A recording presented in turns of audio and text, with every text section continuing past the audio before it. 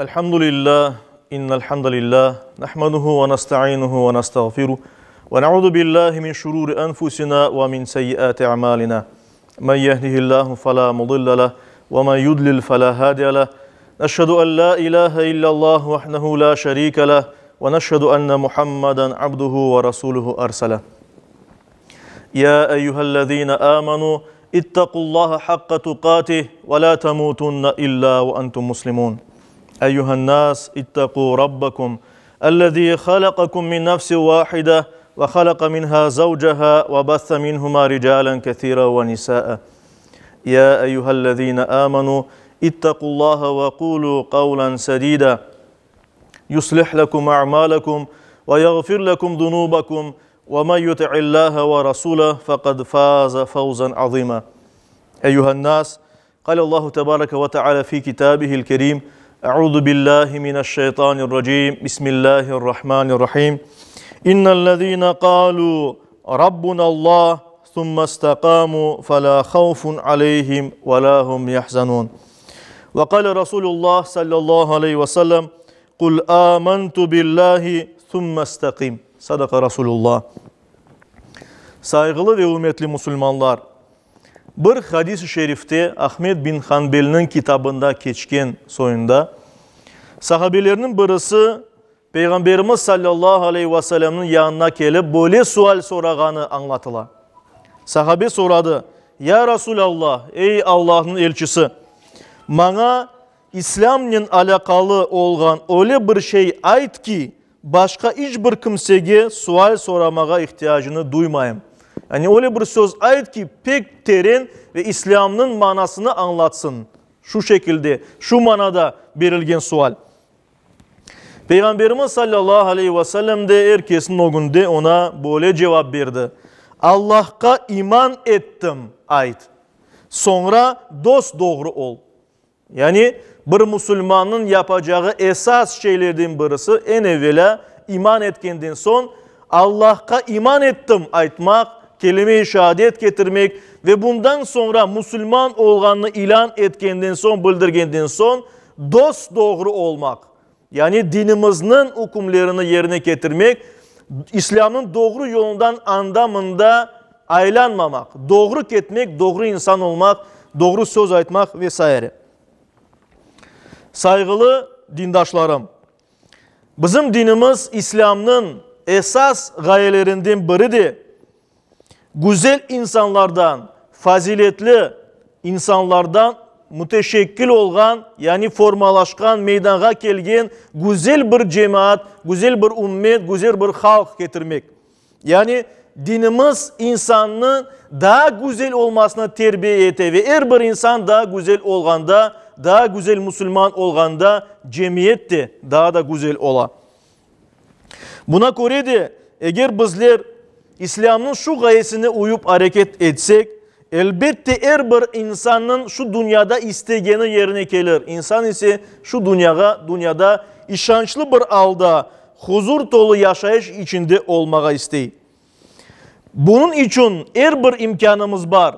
Bunun için Allah-u Teala bizlerge birinciden akıl verdi, doğru yolunu saylamak için, ikinciden irade verdi. Bu doğru yolda kalmağa karar etmek için, kararlı olmak için. İşte bu yolda durdum ve bu yoldan şaşmayacağım degen manada irade var. Allah-u Teala bizge şu iki kabiliyetini verdi.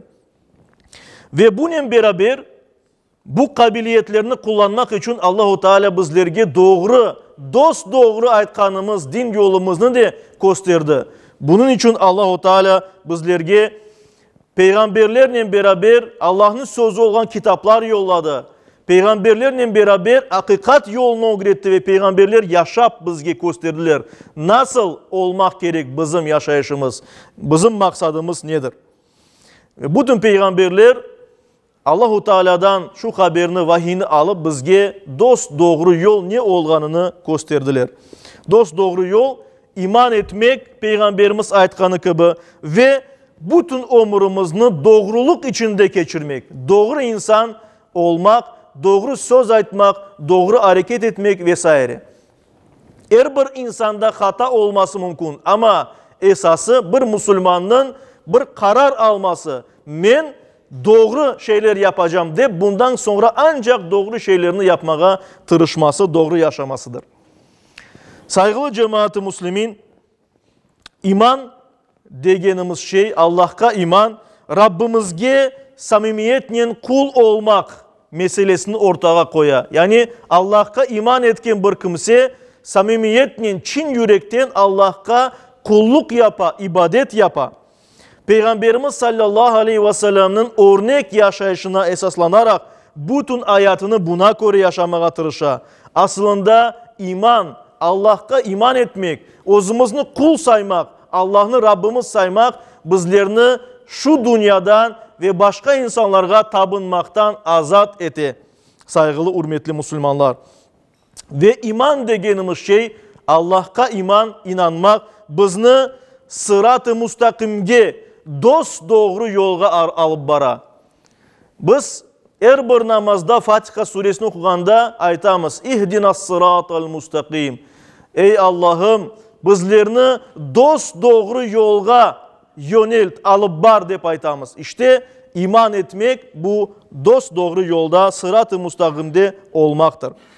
İman, her bir insanın kalbinde, yüreğinde olgan, Müslümanın kalbinde olgan iman, bizge yaratılış gayemizni, ne için yaratılganımızını öğreti ve bizim sadece böyle istegenimiz gibi değil, yaşamak istegenimiz gibi değil, bazı bir mesuliyetler, vazifeler olganını bizge hatırlata. Bu dünya imtihan dünyasını bizge hatırlata ve Allah'ın razılığına barmağa istesek, bizler bazı bir şeylerini yapmak mecburmuz saygılı cemaat. Bu yolda imanımız bizge bunların hepsinin kapılarını aça, bizlerini şu dost doğru yola turmağa nasip ete, yardımcı olak. Bizge Müslüman şahsiyetini kazandıra. İman etkenden son bir insan, Müslüman doğru yola tura. Ama bu doğru yolda da ondan sonra yürümek gerek. İstikamet üzere olmak, yani doğru yolda olmak gerek. Yani bu ne manaya gerek? Bir Müslümanın içi ve dışı aynı olmak gerek. Aytkan sözünün içindekileri, niyetleri aynı olmak gerek. Bir Müslüman iki yüzlük yapılmaz. Bir Müslüman her daim hayatını Kur'an'a ve Peygamberimiz sallallahu aleyhi ve sellem'in sünnetine göre doğrulamak, şu doğru yolda olmak gerek. Ve bir Müslüman elbette ki herkesten ve her şeyden Allah'ın ve Peygamberimizin razılığını üstün tutmak gerek. En başta Allah'ın razılığı, daha sonra Peygamberimizin razılığı, sonra ana babamızın razılığı, bunların hepsini almak gerekmez. Peygamberimiz sallallahu aleyhi ve sellem buyurganları üzere, Kur'an-ı Kerim'de buyurulganı üzere. Ve ona göre de her bir Müslüman Allah'ın emrini yerine getirmek, mesela doğru yol meselesindeki Allah-u Teala'nın emri Hud suresinin 112. ayet-i kerimesinde Yüce Rabbimiz bizge böyle buyura. Emir olunganın gibi dost doğru ol. Sizge nasıl emir etilgen olsa doğru olmak, öyle de doğru olunuz diye Allah-u Teala bizge Kur'an-ı Kerim'de emir eti. Yani doğru yolda olmak, doğru insan olmak bu Allah'ın bizge emridir.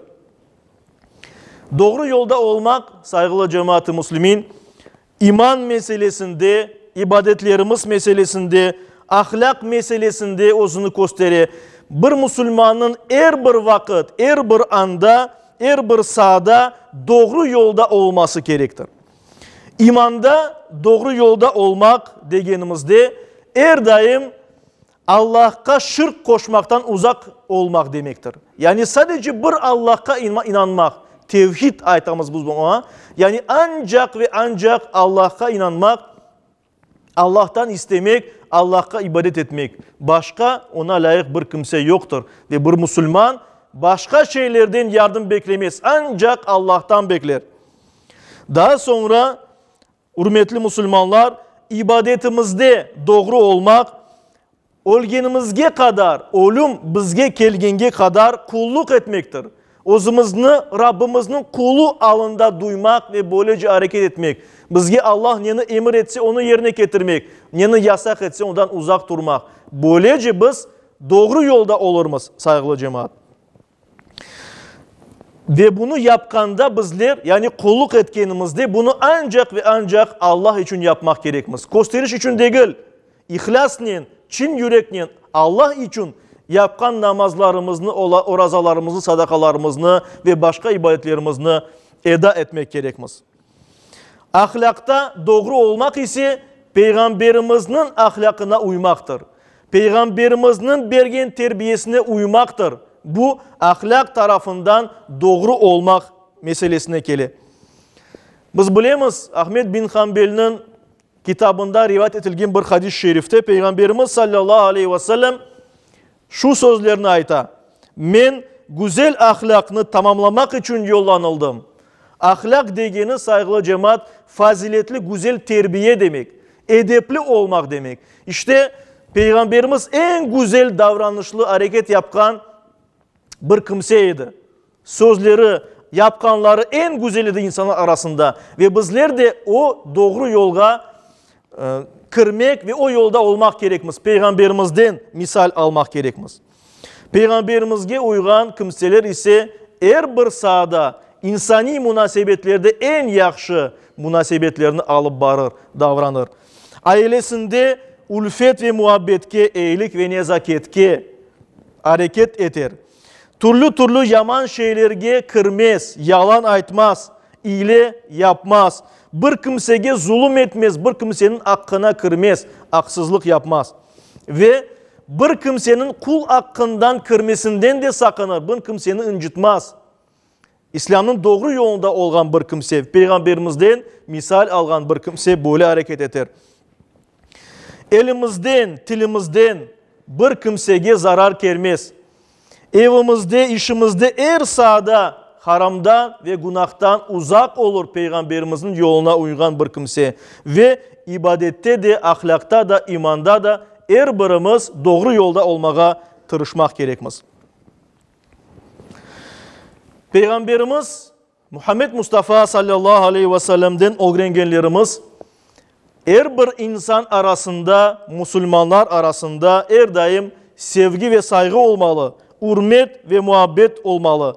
Müslümanlar birbirine her daim ağa kardeş dayın bakmak gereklir. Birbirine yardım etmek gereklir. Müslüman kişi ana babasına itaat eder. Anasının babasının sözünden çıkmaz. Öz apayına ya da omur arkadaşına her vakit sadakatlı olur. Ona yanlış bir hareketler yapmaz. Öz ballarına, başka kimselerin ballarına her daim merhamet gösterir. Komşunun hakkını gözetir. Ve bilir ki üstünlük ancak takvadadır. Peygamberimiz sallallahu aleyhi ve sellem hadislerinde buyurganı gibi hiçbir insanın başka insandan üstünlüğü yoktur. İnsanlar bir tarakın dişleri dahi ten, hepsi aynı. Ancak üstünlük takvada, imanda olması mümkün. O da sadece Allah bilir kimin derecesi daha üstün, kimin derecesi daha da alçak. İşte hürmetli dindaşlarım, saygılı Müslümanlar, Yüce Rabbimiz her birimizge Allahu Teala Peygamberimiz vasıtasıyla göstergen dost doğru yolda olmağa bizlerge nasip eylesin, yaklarımızga da nasip eylesin. Bütün ömrünü istikamet üzere dost doğru yolda yaşayan kimseler ne kadar da bahtlı insanlardır. Çünkü onların mükafatını Allah'ın özü verecek. Dost doğru yolumuzga ters olgan şeyler, ters olgan hareketler, duygular, tabiatlar, kin, nefret, düşmanlık, haset, başkasının hakkına kırmak vesaire. Bunlardan kim sakınsa onlara müjdeler olsun. Ve bu müjdeni bizge Allah-u Teala özü Kur'an-ı Kerim'de beri Ahkaf suresinin 13. ayeti kerimesinde böyle buyura. Rabbimiz Allah'tır deyip sonra da dost doğru yaşayanlar için korku yoktur. Ve onlar asıl da kederlenmeyecekler buyura Yüce Rabbimiz. İşte ona göre de Allah-u Teala'nın bu müjdesine nail olmak için, kederlenmemek için hem bu dünyada hem gelecek dünyada korku olmasın deyip, amanlıkta olayıq deyip, daim dost doğru, Allah'ın göstergen dost doğru dini yolunda olmağa bizge Yüce Rabbimiz nasip eylesin ve bunu yakınlarımızga, evlatlarımızga da öğretmeye nasip eylesin. Amin.